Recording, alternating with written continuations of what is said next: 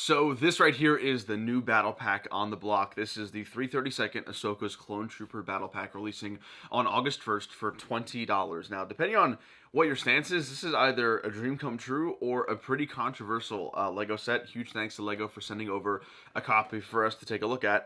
This is the box right here. It is a battle pack box, very similar to what we've gotten in the past with the 332nd and the Swamp Speeder on the front, and also some more images right here on the back. Now, when this set was announced, I was elated. A 332nd battle pack is something I've always wanted since I saw them in Clone Wars, under Ahsoka, under the 501st. So this battle pack is a dream come true for me personally, and what I'm going to be buying a lot of. We'll get, of course, into the helmet holes and that controversy in just a little bit. First off, let's talk about the build. A Swamp Speeder is a very weird and misplaced choice for this battle pack. I think it would have made much more sense if Lego opted to include an ATRT, maybe one that's actually minifigure scale, one that's detailed, instead of like a weird Swamp Speeder that we don't really even see in Clone Wars, or really especially in the Mandalore arc itself. So really an out of place build, but overall it looks okay. Definitely not too many pieces being used, got decent play features, nothing too crazy. But then of course getting into the figures is where the set's gonna shine and where most of us are gonna be buying this set for. First up, there is Clone Captain Vaughn. Nothing too crazy about this minifigure. He does use the same orange visor that Cody uses in the ATTE. He also does have a slightly different print on his torso on the top left of his breastplate. But other than that, there is nothing really unique about Captain Vaughn. I think that there could have been more done, but also I understand why Lego just opted to use already existing elements for a character that really isn't relatively well known. But the collector in me, the Clone Wars fan of me, would have much rather gotten a little bit more of a detailed figure for Captain Vaughn. And then the other two here, we have two jetpack troopers and obviously one regular grunt. These are all basically the same minifigures, just two of them have jetpacks and one of them does not. The clone head is the same clone head we've had since the 75280 501st Legion Troopers battle pack. Overall, with a set like this, there's nothing much to really talk about, but two quick things about the quote-unquote controversies that were surrounding this set. Number one is the black lines on the front of the set. If you look on the helmets, they are not at all reflective of what they actually look like.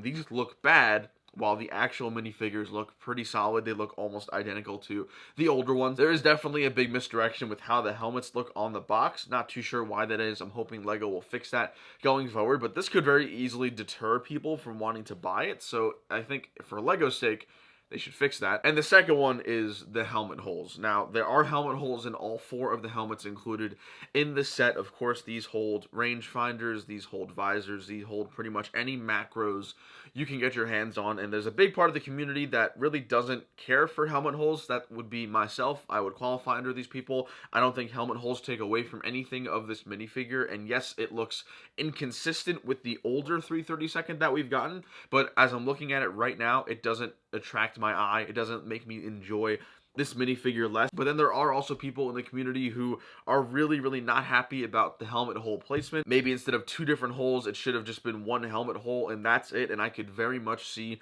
the argument in that. I think it would have made sense for Lego just to get rid of both of the helmet holes and just have one empty one. That way, of course, you could put your accessories and macros in. But for me personally, it's not a big deal. I'm still going to be buying a lot of these throughout the next year, army building my 332nd army, because in my opinion, in my enjoyment of these minifigures, the helmet holes don't really detract for me personally, but again, I could see a very valid reason as to why this looks odd or confusing and inconsistent with the previous versions we've gotten so far. So that's it. That was a lightning quick review of the 332nd battle pack. Let me know down below in the comments, guys, what you are thinking so far. For me, this is an absolute win.